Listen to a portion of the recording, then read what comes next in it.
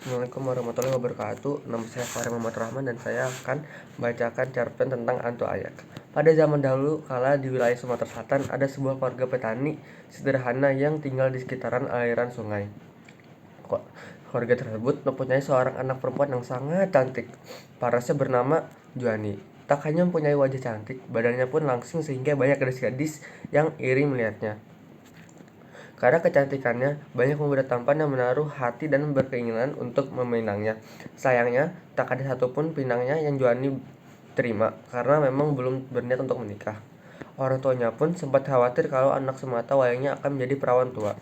Namun gadis itu mampu meyakinkan orang tuanya bahwa pria baik sesuai kriterianya akan segera datang.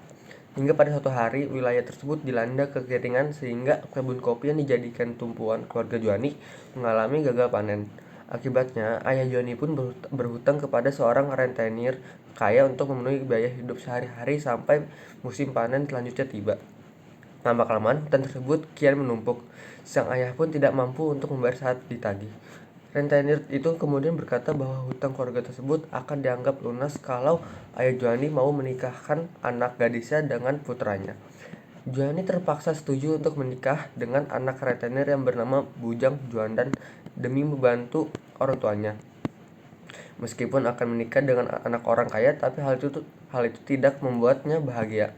Pasalnya, lelaki itu menderita penyakit kulit dan tidak bisa disembuhkan di sekujur tubuhnya. Di hari pernikahan, Juani merasa tidak sanggup jika harus meneruskannya. Apalagi sudah terbayangkan di kepalanya akan dicemooh banyak orang karena anak lelaki tampan dan akhirnya malah menikah dengan pria yang berpenyakitan. Dia merasa sangat putus asa dan memilih untuk mengakhiri hidupnya dengan terjun ke sungai yang dalam.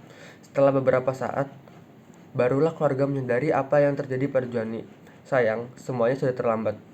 Selama beberapa hari, gadis itu ditemukan dalam keadaan sudah tidak bernyawa.